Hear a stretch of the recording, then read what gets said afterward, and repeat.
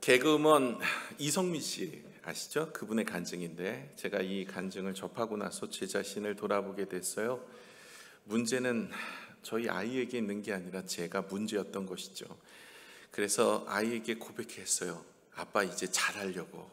그랬더니 이상한 눈으로 쳐다봐요. 한 번도 그런 적이 없었는데 어제 저녁에 저보고 왜 그러느냐고 이렇게 쳐다보는 것 같아요.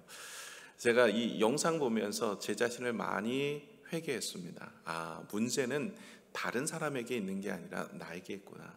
내가 우둔하면요 들리지가 않아요. 우리는 어떤 일을 경험하면 그렇잖아요. 저 사람 저 경험에 내가 저걸 알지 하는데 경험에도 몰라요. 영적으로 우둔하면요 아무리 경험하고 맞고 넘어지고 쓰러져도 하나님이 이야기해줘도 영적으로 우둔하면 모르더라고요. 그래서 우리는 깨어서 기도해야 돼요. 하나님 영적인 눈과 영적인 귀를 열게 하셔서 하나님의 음성을 들을 수 있는 마음을 허락하여 주옵소서. 우리는 이 마음 속에 오늘도 하나님을 바라보는 믿음이 있기를 소망합니다. 예수님께서 우리의 죄를 대속하기 위해 십자가에 달려 돌아가셨어요. 믿으십니까? 예수님은 죄가 없으신 분입니다. 주님이 이 땅에 오신 것부터 우리를 사랑하셔서 우리가 다 죽을 환경에 놓여 있어요. 이 땅의 모든 사람들은 죽습니다. 죽고 끝나는 게 아니라 영원한 형벌 가운데 들어갑니다. 지옥에 가서 영원한 고통과 아픔만 있어요. 그곳에서 고통과 아픔으로 우리의 인생의 두 번째 죽음을 맞이하게 돼요. 예수님께서 우리를 너무나 사랑하셔서 우리를 내버려 두시지 않으시고 자신이 이 땅에 오셔서 친히 십자가에 달려 돌아가심으로 우리의 죄를 대속하였어요. 그리고 나서 우리는 누구든지 믿기만 하면 구원을 받게 되어집니다. 여러분, 구원이란 뜻이 무엇인지 아세요? 구원? 오래전에 시골에서 목사님께서 전도를 나갔어요. 전도를 나가서 전도했는 거예요. 예수 믿고 구원 받으세요. 예수 믿고 구원 받으세요. 예수 믿고 구원 받으세요. 이렇게 집집마다 돌아다니면서 전도를 했는데 그 주에 한 할머니가 등록을 하신 거예요. 등록을 해서 예배를 열심히 드렸어요. 그리고 그 할머니가 신앙생활을 열심히 하다가 어느 순간 교회에 안 나오는 거예요. 시험에 든 겁니다. 그래서 이 목사님이 이 할머니를 찾아간 거예요. 할머니, 왜 교회 안 나오세요? 교회 나와서 예수 믿고 구원 받으셔야죠. 그랬더니 이 할머니가 이렇게 이야기하는 거예요. 아니, 교회 다니는 것들 다 거짓말이야. 나 이제 앞으로 교회 안 다녀. 이렇게 이야기하는 거예요. 그래서 목사님, 왜 그렇게 생각하세요? 그랬더니 이 할머니가 이러는 거예요. 교회 다니면 구원 받는다고 했는데 10원도 안 생겨. 구원 받는 데는데 10원도. 너무 진지하게 제가 웃긴 얘기를 하다 보니까 여러분이 너무 진지하게 웃어도 돼요. 1부 때도 그런 반응이어서 제가 너무 당황스러웠었는데, 여러분, 구원이라는 뜻이 뭐예요? 뭘 받는 건 아닙니다. 여러분, 구원이라는 뜻이 건전함을 받다라는 뜻이에요. 물에서 죽을 환경에 있는 우리를 건져내셨다라는 뜻이에요. 영혼 구원이라는 것은요, 우리의 영혼을 주님께서 죽을 수밖에 없는 인생을 구원하셔서 생명으로 인도하셨다라는 거예요. 이것은요, 우리의 육신의 모습도 마찬가지입니다. 이 땅에 우리가 죽은 것 같은 모습으로 살아도 우리의 삶을 하나님께서 기도에 응답을 주시고 보호하여 주셔서 우리의 육신도 지켜주시고 뿐만 아니라 우리의 영혼도 구원하여 주셔서 물에 빠진 인생을 이끌어내셔서 하나님의 영원한 천국에 들어가게 하시는 줄로 믿습니다. 그런데 이렇게 영혼 구원을 어떻게 받나요? 여러분, 어떻게 받아요? 여러분, 믿음으로 받는 줄로 믿습니다. 여러분, 무엇을 그럼 믿느냐라는 거예요. 여러분, 하나님이 살아계심을 믿고 예수님이 살아계심을 믿는다. 아니요, 여러분, 이걸 믿는 게 아니에요. 진짜 믿는 것은 나는 죄인이고 내 죄를 위해 십자가에 달려 돌아가신 예수님으로 인하여 내가 구원을 받았습니다. 나는 이제 예수님으로 인하여 죄 없음을 인정받은, 내가 의인이 되었습니다. 의인으로 인침을 받았습니다라는 것을 믿는 거예요. 이 믿음이 구원에 이르는 믿음입니다. 저와 여러분이 오늘도 하나님이 살아계시고 예수님이 살아계시는 것도 믿고, 무엇보다 예수님께서 우리를 위해 십자가에 달려 돌아가시고 나서 우리의 모든 죄를 대속하여 주신 것을 믿음으로 구원에 이르는 여러분 되시기를 부탁을 드립니다. 이제 저와 여러분은 구원받은 인생이에요. 그런데 이 구원받은 인생은요, 이 땅에 살아가는데 그냥 믿는 사람들은요, 다른 특징이 있어요. 그것은 하나님의 말씀대로 살아간다는 거예요. 또 말씀대로 살아가려고 노력한다는 거예요. 여러분 아무리 믿어도요, 그 말씀을 살아가지 않고 있다 그러면 믿는 게 아니라 아는 거예요. 하나님을 아는 사람과 하나님을 믿는 사람은 달라요. 성경이 예수님께서 우리를 위해 십자가에 달려 돌아가셨다는 것을 아는 사람은 살아가지 않아요. 그러나 믿는 사람은 살아갑니다. 여러분 성경에 보시면 사울왕에 대한 이야기가 나와요. 사울왕이요, 하나님에 대해서는 알았어요. 그런데 하나님이 지금도 살아계셔서 그 놀라운 역사와 능력을 내 삶 속에 이루어주신다는 걸 믿지를 않은 거예요. 사울왕이 블레셋과의 전쟁에 나갔는데 골리앗 앞에 딱 섰어요. 그랬더니 마음에 두려움이 생긴 거예요. 그 마음에 두려움이 있어서 이 골리앗을 담대히 나가서 그렇게 싸워 대적하지를 못하는 거예요. 왜 그럴까요? 그 사울왕의 하나님은 그 조상의 하나님이지 본인의 하나님이 아니었던 거예요. 하나님이 지금도 살아계셔서 나와 함께 하심으로 모든 것을 이루어 주시고 모든 것을 역사하시고 다스리시는 분이라는 확실한 것을 믿음이 없으니까 골리앗 앞에 나가서 그 문제 앞에 나가서 좌절하는 거예요. 그럴 때 옆에 있는 다윗이 나가서 이야기하지 않습니까? 너는 칼과 창과 단창으로 나에게 나오지만 나는 만군의 여호와의 이름으로 나아간다. 만군의 여호와의 이름으로, 살아계신 하나님의 이름으로 나아간다라고 담대히 나갈 수 있었던 거예요. 왜요? 다윗의 하나님은 지금도 살아계셔서 역사하신다는 거예요. 성경에 보시면 이런 이야기가 많아요. 아브라함의 하나님, 이삭의 하나님, 야곱의 하나님이 나와 함께 하신다. 이 얘기는 뭐냐면 아브라함 때 하나님, 이삭의 때 하나님, 야곱 때 역사했던 그 하나님이 지금도 살아계셔서 나와 함께 하신다는 거죠. 모세에게도 하나님 말씀하시지요. 내가 너와 함께 할 것이다. 너는 담대히 나아가서 전할 바를 전하라는 거죠. 여호수아에게도 마찬가지 말씀하시지 않았습니까? 모세와 함께 했던 하나님이 내가 너와 함께 할 것이다 라고 이야기해요. 이 이야기가 무엇입니까? 살아계신 하나님이 지금 나와 함께 한다라는 믿음을 가지고 나아가라는 거예요. 저와 여러분에게도 주님이 말씀하십니다. 아브라함 때의 하나님, 이삭 때의 하나님, 야곱의 때의 하나님, 그리고 모세를 인도했었던 하나님, 다윗을 하나님의 백성의 지도자를 세웠던 그 하나님이 지금도 살아계셔서 부활하셔서 우리와 함께 하시는 줄로 믿습니다. 죽은 자의 하나님이 아니라 산 자의 하나님이시고, 그리고 하나님은 죽어서 십자가에 달려 돌아가시고 끝난 게 아니라 살아나셔서 우리의 인생에 은혜를 베풀어 주시는 줄로 믿습니다. 저와 여러분이 오늘도 이거 놓치면요, 어떤 문제가 발생하냐면, 믿지만 교회를 다니지만 이런 문제 저런 문제 상황 닥치고 오면 근심하고 걱정하는 거예요. 이 문제 해결되어야 되는데 어떡하지? 우리의 자녀 문제, 우리의 가정의 문제, 우리의 사업의 문제, 우리의 물질의 문제, 이거 어떻게 하면 좋을까? 여러분의 하나님은 살아계십니까? 여러분의 예수님은 부활하셨습니까? 여러분의 예수님이 부활하시고 살아계셔서 우리와 함께 하신다면 그 전능하신 하나님이 못하실 일이 없는데 사울왕처럼 문제의 골리앗 앞에서 낙심하고 절망할 수 있더라는 거죠. 여러분 지금도 이 자리에 살아계셔서 우리의 예배를 받으시는 줄로 믿습니다. 제자들이요, 여러분 예수님께서 3번이나 내가 죽고 다시 살아날 것을 예언하셨어요. 3번이나요. 그런데도 불구하고 제자들은 어디에만 집중하냐면 내가 십자가에 달려 죽을 것이다, 여기에만 집중하고 낙심하고 절망한 거예요. 다시 살아날 것이다 라는 것에 집중하지 않았어요. 그래서 슬퍼했습니다. 근심이 있었어요. 그리고 십자가에 달려 돌아가시는 그 순간 모두 다 떠나갔어요. 왜 그랬을까요? 예수님이 다시 살아나셔서 우리와 함께 하신다는 믿음이 없기 때문에 지금의 문제와 상황 앞에 낙심하고 절망할 수밖에 없는 거예요. 우리 믿음의 사람들이 왜 낙심하고 문제 앞에 절망할까요? 다른 것이 없어요. 부활의 예수님을 믿지 않기 때문에 그래요. 지금도 살아계신 하나님이 나와 함께 하신다는 것을 믿지 않으면 지금의 문제와 상황 앞에 절망하고 낙심하고 걱정하고 두려워하는 것일 수밖에 없습니다. 오늘도 이 여인 3명이 이제 막달라 마리아, 야고보의 어머니 마리아, 그리고 살로메, 이 3명의 여인이 예수님의 무덤으로 찾아갑니다. 아리마대 사람 요셉이 자신의 무덤을 내어줬죠. 그리고 예수님이 그곳에 장사했어요. 그때 함께했던 이 여인들이었기 때문에 예수님이 어디에 장사된지도 알았고 그 입구가 큰 돌이 놓여 있다는 것도 알았어요. 그리고 나서 안식구 첫날 이른 새벽에 그들은 일어나 예수님을 만나러 갑니다. 그 예수님이 부활의 예수님을 만나러 가는 게 아니라 향유를 가지고 나왔다 그랬죠. 이 향유는 죽은 시체에 바르기 위해서 가는 거예요. 다시 말해 예수님이 죽었으니 그 시체의 장례를 위해서 그날 그 3일에 그 향유를 가지고 가서 예수님의 시체를 바르러, 다시 말해 이 여인들의 모습은요, 예수님이 부활하시는 것을 믿지 않은 겁니다. 믿음이 없는 거예요.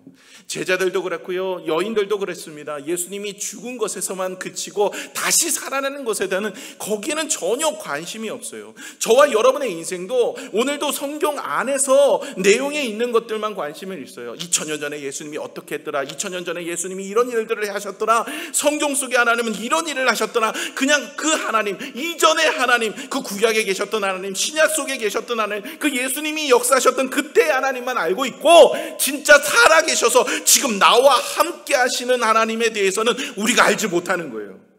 예수님께서 2000년 전에 오셔서 많은 병든 자를 낫게 하셨어요. 그들만의 특권이 아닙니다. 주님이 그렇게 하셨던 이유는 우리에게도 마찬가지로 하나님이 기도하고 간구할 때 응답하여 주신다는 말씀이었어요. 저와 여러분이 오늘도 문제 앞에, 상황 앞에 놓일 때 이런 마음을 가지셔야 할 줄로 믿습니다. 믿음을 가지세요. 하나님은 우리의 문제 해결하실 수 있는 살아계신 하나님이신 줄로 믿습니다. 부활의 주님을 만나야 돼요. 예일대학교 신학교교수이신 야로슬라프 펠리컨이라는 분이 계세요. 이분이 이런 얘기를 했어요. 기독교는 그리스도가 살아났다면 그 외에 어떤 것도 중요하지 않다. 여러분, 기독교는요, 성경은요, 예수님이 부활하셔서 살아나셨다는 이 모든 것으로 모든 설명이 마치게 됩니다. 만약에 그리고 그리스도가 살아나지 않았다면 어떤 것도 소용이 없다. 여러분, 예수님이 부활하시지 않았다면 어떤 것도 소용이 없다고 이야기합니다. 고린도전서 15장 17절에서 22절에 바울이 이렇게 이야기합니다. 우리 같이 한번 읽어볼게요. 시작. 그리스도께서 다시 살아나신 일이 없으면 너희의 믿음도 헛되고 너희가 여전히 죄 가운데 있을 것이요, 또한 그리스도 안에서 잠자는 자도 망하였으리니 만일 그리스도 안에서 우리가 바라는 것이 다만 이 세상의 삶뿐이면 모든 사람 가운데 우리가 더욱 불쌍한 자이니라. 그러나 이제 그리스도께서 죽은 자 가운데서 다시 살아나사 잠자는 자들의 첫 열매가 되셨도다. 사망이 한 사람으로 말미암아 죽은 자의 부활도 한 사람으로 말미암는도다. 아담 안에서 모든 사람이 죽은 것 같이 그리스도 안에서 모든 사람이 삶을 얻으리라. 아멘. 여러분, 우리의 믿음이 부활이 없으면 소용이 없어요. 헛것입니다. 그리고 우리가 부활을 믿지 않으면 우리처럼 불쌍한 사람이 없어요. 여러분, 이 땅에 사는 동안 하나님께서 우리의 가정을 책임져 주시고 건강을 책임져 주시고 우리의 인생을 붙들어 주시고 우리를 잘 살게 하여 주시고 이런 것 때문에 교회를 나온다고요? 여러분, 이거 교회 안 나와도 세상에 살면서 누리는 사람 많아요. 여러분, 교회는요, 이 땅의 삶의 전부가 아니에요. 이렇게 믿는 사람은 그렇게 불쌍한 사람이 없는 거예요. 여러분, 예수 믿는 사람은 다른 것이 아닙니다. 우리가 영원히 형벌 가운데 죽을 수밖에 없는 우리의 인생이 영생을 얻는 그 축복이 우리 안에 있는 거예요. 그러기에 그 은혜가 상당히 크기 때문에 오늘도 주님 앞에 나와서 예배를 드리고 헌신을 하고 수고를 하고 애를 써도 기쁨이 있는 거죠. 여러분, 예수 믿는 건요, 이 땅의 삶의 플러스 알파인 우리의 삶의 축복, 건강, 부귀, 영화, 이건 하나님이 플러스 알파를 주시는 거지 이것이 목적이 아니에요. 저와 여러분의 인생의 참된 목적과 은혜와 축복은요, 바로 천국의 여러분의 생명책에 이름이 기록되어 있는 줄로 믿습니다. 모든 인생 죽어요. 얼굴 좀 피세요. 오늘 죽지 않아요. 예, 모든 인생 죽어요. 그렇죠? 그러나 우리는 영원히 살아서 영생의 축복으로 천국에 들어가는 줄로 믿습니다. 오늘 이제 안식 후 첫날이 되었어요. 이제 안식일 날은 아무것도 하지 못하니 그들이 안식을 지냅니다. 유대인들의 안식일은요, 금요일 해 질 때부터 토요일 해 질 때까지입니다. 그리고 나서 오늘 성경에 보시면 3절에 2절에 안식 후 첫날 아침이라 그랬어요. 해가 뜨기 전. 바로 이제 오늘처럼 주일인 거예요. 이 주일날 이 여인들이 예수님의 무덤으로 향하여 가고 있습니다. 그들은 근심이 있었어요.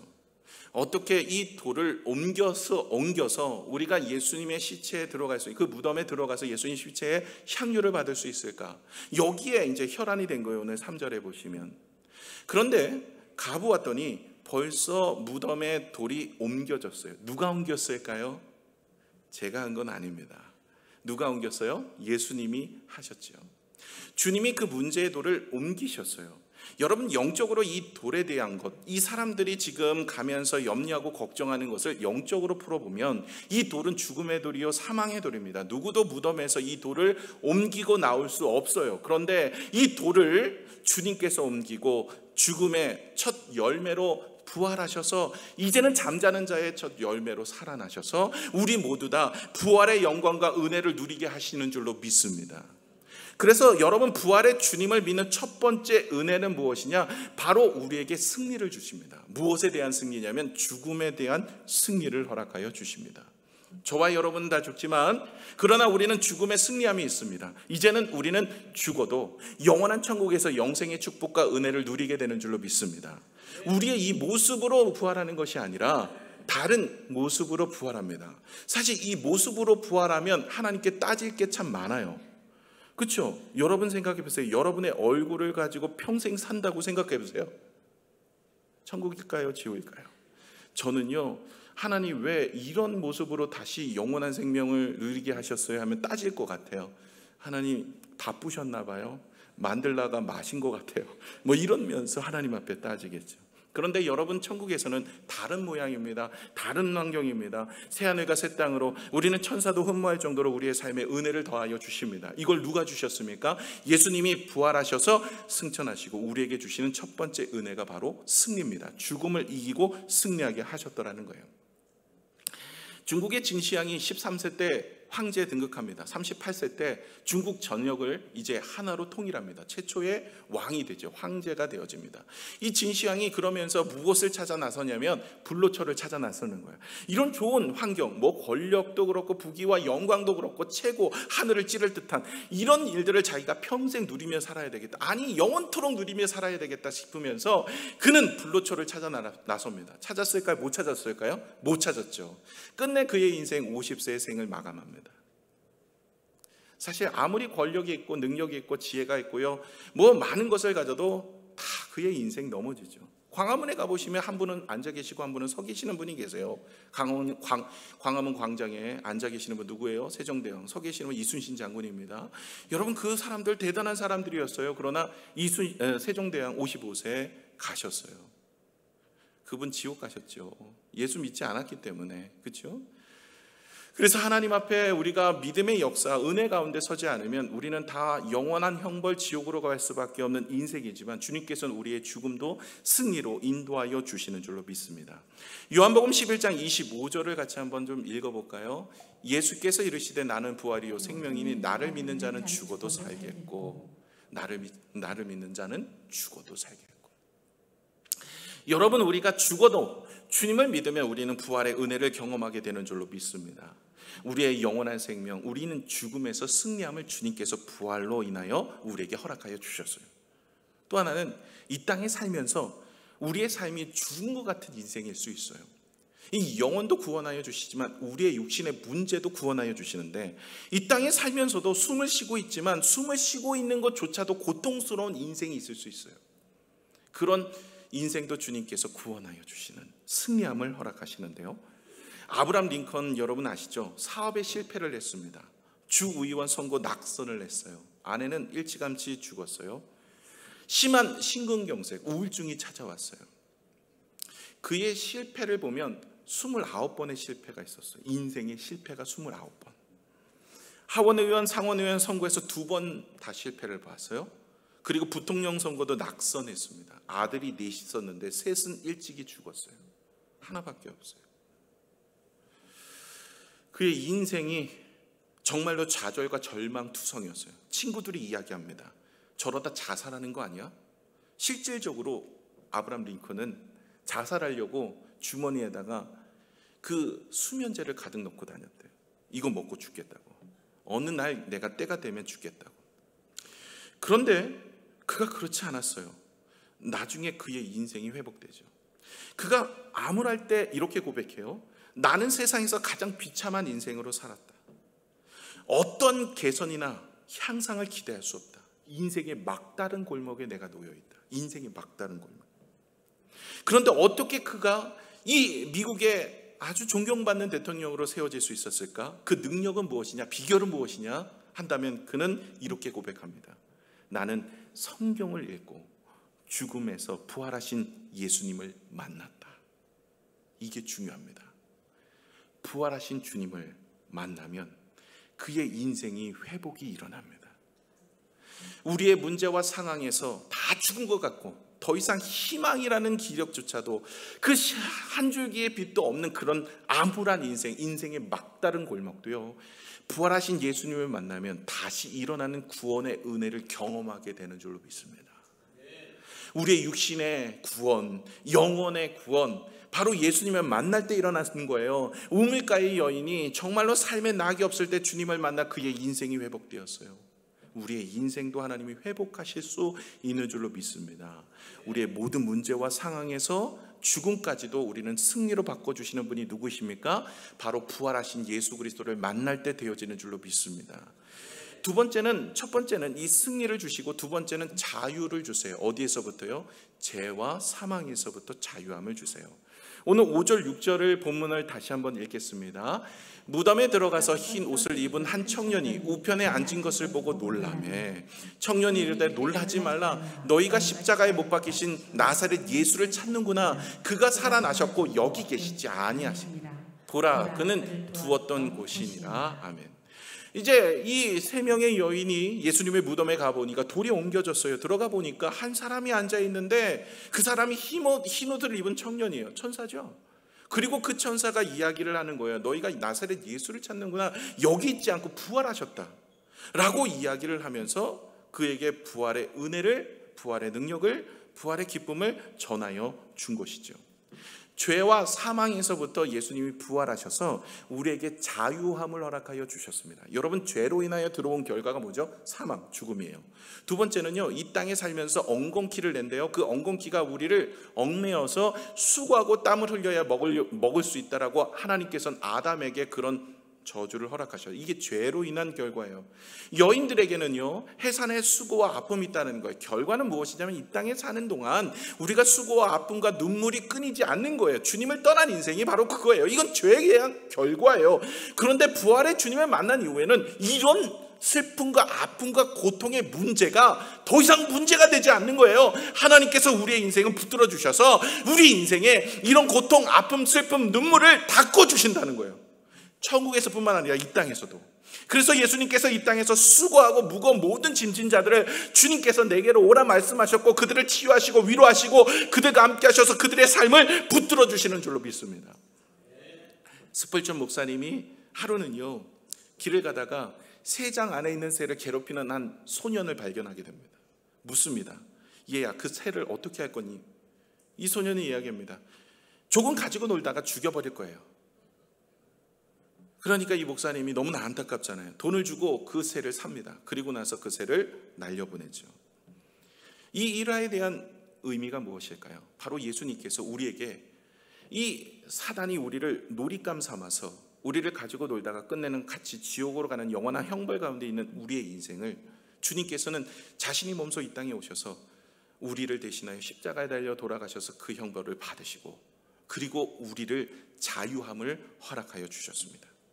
이제는 우리는 죄 아래 놓여 있지 않아요. 그러니 죄 아래 놓여 있지 않는 사람은요, 죄에 대한 여러 가지 다가오는 여러 가지 문제와 상황에서부터 우리를 이겨내게 하시는 은혜가 있다는 거예요.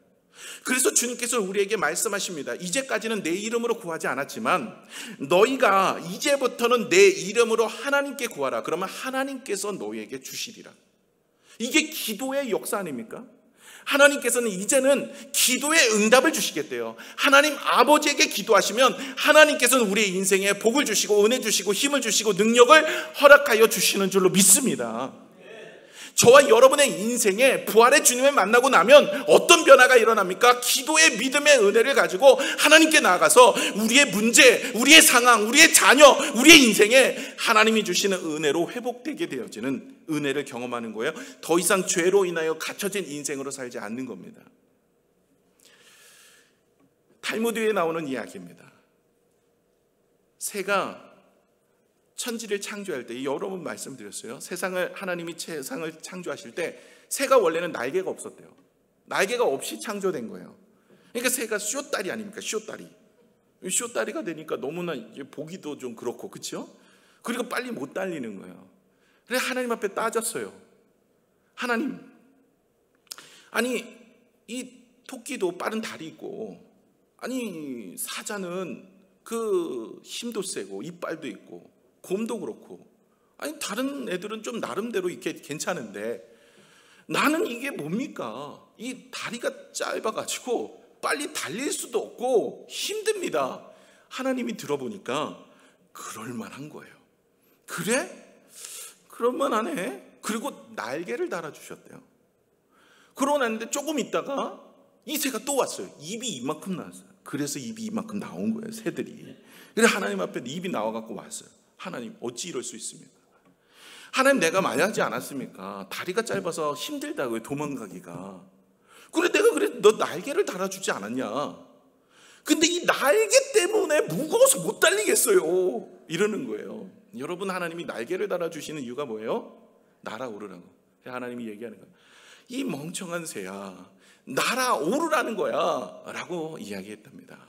이게 탈무드에 나오는 기도에 대한 이야기예요. 기도에 대한 예화. 기도라는 것은 우리가 날아오르라고 준 건데, 기도가 짐이 되는 인생이 있어요. 여러분 어떠세요? 여러분 기도하면 자유함이 있고 은혜가 있으세요? 아니면 이 기도에 대한 것이 여러분의 짐이세요?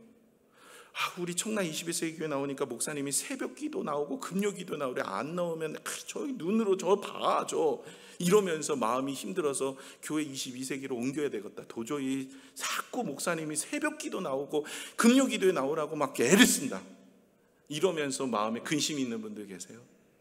여러분, 기도는요, 날아오르라고 우리에게 주신 은혜인데 이것을 사용을 안 해요. 오히려 이 기도가 짐이에요. 예수 믿었더니 마음이 편안하려고 왔더니 자꾸 목사님이 기도하라 그랬는데 기도가 안 돼. 기도가 막히고 기도가 안 돼. 그러면서 얘기하는 분들 계시니까요. 여러분, 우리가 주님 앞에 나오셔서 기도하셔서 하나님이 주신 은혜를 경험하시기를 바랍니다. 주님께서 기도하면 육신의 질거도 낫게 하시고, 주님 앞에 나와서 기도하면 우리의 자녀의 길도 여시고, 주님 앞에 나오시면 하나님께서 우리의 간구를 들어주셔서 은혜를 베풀어 주시는 줄로 믿습니다. 주님께서는요, 우리에게 수고 무거운 짐지나 다 내게로 오라고 말씀하셨어요. 우리에게 자유함을 주시기 위함이에요. 천국에서뿐만 아닙니다. 이 땅에서도 우리에게 허락하여 주시는 자유함이 있는 줄로 믿습니다. 여러분, 로마서 6장 17에서 18절에 보시면 하나님께 감사리로다 너희가 본래 죄의 종이었더니 너희에게 전하여 준 바 교훈의 본을 마음으로 순종하여 마음으로 믿으면 죄로부터 해방되어 의에게 종이 되었느니라. 이제 우리는 죄에서 해방되어 자유의 종이, 의의 종이 되어지는 줄로 믿습니다. 그러기 때문에 여러분 예수 믿고 부활의 주님을 만난 다음에는 여러분 과거에 매여 있으면 안 돼요. 내가 내 팔자가 왜 이런 얘기하면 안 돼요. 기독교에는 팔자 얘기하면 안 돼요. 팔자주름 이래갖고 고치면서 내 팔자를 좀 펴볼까 이런 분들 계세요. 여러분, 기독교인들은 팔자 얘기하시면 안 돼요. 기독교에는 가게 흐르는 저주가 있다 이런 얘기 하시면 안 돼요. 벌써 예수 그리스도의 십자가의 구속의 은혜로 끊어진 줄로 믿습니다. 업보가 있어, 업보가 내가 이러면서 업보 얘기해서도 안 되고요. 역마살이 꼈나 보다 이런 것도 안 됩니다. 여러분, 예수 믿고는 벌써 끝난 거예요. 그러면서 살풀이 하러 가야 되겠다 이런 분들 계시죠? 여러분, 그럴 필요 없어요. 주님이 십자가에서 다 끝을 내셨어요. 과거는 없어요. 그리고 여러분, 과거에 너무 얽매이지 마세요.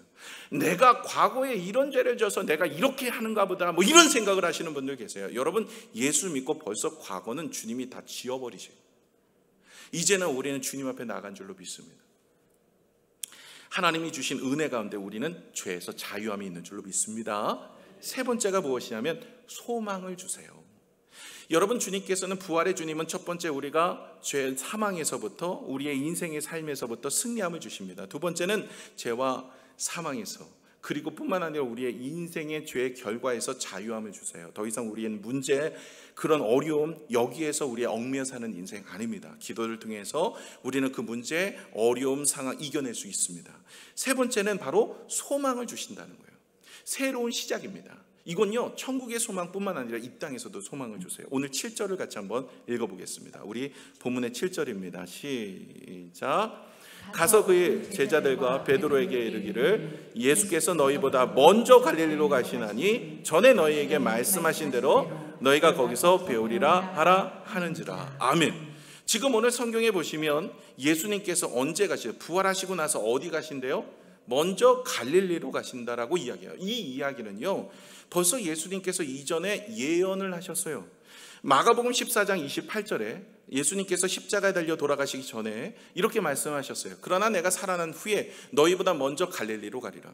분명히 제자들에게요, 십자가에 달려 죽을 것이고 내가 3일 만에 부활하여서 갈릴리로 갈 것이다, 벌써 얘기를 다 했어. 이거 3번이나 얘기해도 제자들이 집중한 것은 오직 십자가의 죽음으로 끝났다, 여기에만 집중하는 거예요. 저와 여러분이 지금도 살아계신 하나님 앞에 집중하셔야 되는데 자꾸만 우리 죄를 위해 십자가에 달려 돌아가셨다, 여기에 멈춰버리는 거예요. 여러분, 그러나 예수 믿고 는 소망이 생기는데 새로운 희망이에요. 어디로 가요? 갈릴리로 먼저 가신대요. 주님이 갈릴리에 가셔서 우리의 인생을 회복하여 주시는 거예요. 마태복음 28장 10절에도요, 이제 이 말씀에 대해 이런 얘기예요. 이제 예수께서 이르시되 무서워하지 말라, 가서 내 형제들에게 갈릴리로 가라 하라, 거기서 나를 보리라 하시니라. 갈릴리로 가라고 이야기를 천사가 하죠. 이것도 마태복음 26장 31절 32절에 이렇게 이야기하죠. 그때 예수께서 제자들에게 이르시되 오늘 밤에 너희가 다 나를 버리리라, 기록된 바 내가 목자를 치리니 양떼가 흩어지리라 하였느니라. 그러나 내가 살아난 후에 뭐예요? 너희보다 먼저 갈릴리로 가리라. 이것도 예언한 말씀. 이 예언한 말씀을 잘 듣고 있었다면 부활하시고 어디로 가야 될까요? 갈릴리. 그러면 왜 주님이 청나로 안 오시고 갈릴리 가셨을까? 갈릴리로 왜 가셔요? 뭐 많은 도시가 있는데 왜 갈릴리? 여러분, 갈릴리는 첫 시작을 의미합니다. 예수님께서 하나님 나라를 선포했던 첫 시점이 이 갈릴리예요. 그리고 첫 기적을 행했던 가나의 혼인잔치, 이것도 갈릴리 지역입니다. 제자를 처음 부르신 것도 갈릴리예요. 사람들에게 말씀을 가르치고 오병이어의 기적, 마태복음 5장부터 5, 6, 7장까지 이 산상수훈에 대한 이야기도 이게 바로 갈릴리에서 일어난 사건이에요. 갈릴리는요, 모든 사역의 시작점이었어요. 왜 갈릴리로 간다라는 이야기냐면 그곳에서 새롭게 너에게 사명을 주고 다시 부름을 받아서 하나님의 일들을 이루어 나간다는 얘기예요.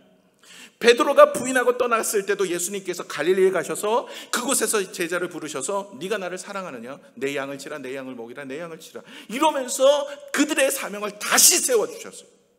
다시 말해, 부활의 주님을 만나면 이 땅에 다 무너졌던 소망들이 다시 세워져서 하나님이 주신 힘으로 일어날 수 있는 줄로 믿습니다. 사업의 어려움, 가정의 어려움, 자녀의 문제, 걱정, 근심, 걱정, 모든 것들이 여러분 주님의 부활의 주님을 만나면 소망이 생겨요. 주님께서 우리의 인생에 갈릴리에 먼저 가셔서 우리의 앞날을 준비하여 주시고 우리의 인생을 붙들어 주셔서 이끌어 가시는 줄로 믿습니다. 그리고 저 천국에 우리의 인생을, 죽음을 준비하신 하나님의 은혜를 허락하시는 소망, 하늘 소망이 있는 거예요. 미국의 시민전쟁 때 지휘관이었던 러셀 코넬 대령이 있습니다. 그분이 후퇴하면서 자기 지휘도를 놓고 온 거예요.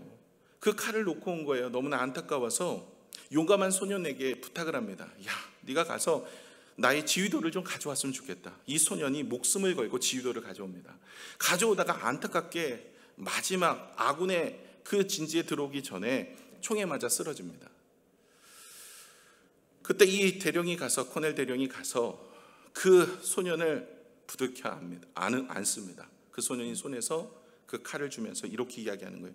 나는 죽음을 두려워하지 않습니다. 부활하신 예수님이 나와 함께 계시기 때문입니다. 예수님은 나의 친구이며 나의 영원한 천국으로 인도하실 것입니다. 이러면서 죽음을 담대하게 맞이하면서 죽어간 거예요. 이 이야기를 듣던 무신론자였던 코넬 대령이 충격을 받았어요. 그리고 그 자리에서 이렇게 기도합니다. 이 소년이 믿고 있던 하나님, 앞으로 나는 어떻게 하면 좋겠습니까? 저도 이 소년이 믿었던 하나님을 위해 제 몸을 바치겠습니다. 그 길로 그는 교회를 나갔고 신학교에 들어가서 목회자가 됩니다. 전 재산을 바쳐서 신학교를 세우는데 그것이 미국 보스턴에 있는 골든 코넬입니다. 그리고 후에는 그가 템플 대학교까지 세워서 영적 지도자를 세워가는 일에 힘쓰게 됩니다. 한 소년이 부활의 주님을 믿고 확신을 가져서 죽음도 담대하게 이기는 모습을 통해서 놀라운 기적에 많은 사람들을 세워가는 일들을 이루어가는 일에 헌신하게 되어지는 거죠. 저와 여러분의 인생은 어떠십니까? 이 땅의 삶의 문제, 하나님은 다시 세워주실 것입니다. 여러분의 인생의 죽음도 천국에서 다시 회복하여 주십니다. 그러기에 부활의 주님을 만나면 이 땅에 소망이 있는 것이죠. 저와 여러분의 인생 결코 낙심하며 절망하며 살아가는 인생이 아닙니다.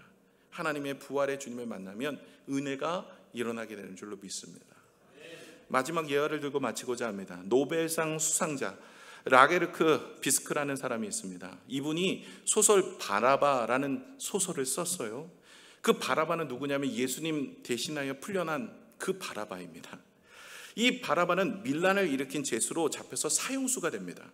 그런데 어느 날 예수님 대신하여 유월절에 그가 풀려나게 되어지는 것이에요. 그리고 석방대뿐만 아니라 이제 그가 풀려나서 보니까 자기가 죽어야 될 십자가에 예수님이 죽고 계시는 거예요. 그러면서 그것을 바라보면서 저 사람은 도대체 누구에게 내가 죽어야 될 그 십자가를 대신 지고 죽어가는가, 여기에 회의감을, 그리고 자신을 돌아보는 시간을 가졌어요. 그리고 깨닫게 됩니다. 그가 메시아였구나, 정말 하나님의 아들이었구나. 아리마대 사람, 지난주에 같이 나왔던 요셉이 완전히 바뀐 것처럼 그의 인생도 십자가의 주님을 만나 완전히 바뀝니다. 그리고 결단합니다. 이제 나는 편안하게 살 수가 없다. 주님의 복음을 위해 살아야 되겠다. 당시에 로마 시대에 방화 사건이 있었죠. 네로 왕조가 그거 방화시켜놓고 기독교인들이 방화했다고 얘기해서 그때 바울도 그때 다 죽죠. 그런데 그때 이 방화 사건의 연료를 스스로 연료를 시킵니다. 그러면서 예수님처럼 십자가에서 처형을 당해 죽습니다. 부활의 증인이 되겠다는 고백이었죠. 소설입니다. 그러나 이 소설이 주는 우리에게 교훈이 있어요. 부활의 주님을 만난 사람은 결코 가만히 있지 않습니다. 하나님이 주신 소망을 가지고 이 땅에서 새로운 인생, 하나님의 영광을 위해 살아가는 인생이 되는 줄로 믿습니다. 말씀을 맺겠습니다. 여러분, 우리의 인생 죽음, 고통, 아픔, 이것 죄에 대한 결과예요. 주님께서 해결해 주십니다. 우리의 인생의 죽음까지도 주님은 승리함으로 우리에게 은혜를 허락하여 주셨습니다. 뿐만 아니라 우리에게 천국 소망과 이 땅에 사는 동안 주님께서 우리의 인생을 붙들어 주시는 소망이 있어요. 저와 여러분이 주님을 만나서 우리의 죽음도, 우리의 문제도, 우리의 삶의 사명도 다시 한번 회복되어서 하나님이 주신 은혜로 세워지는 저와 여러분의 삶이 되시기를 축원합니다. 기도하겠습니다.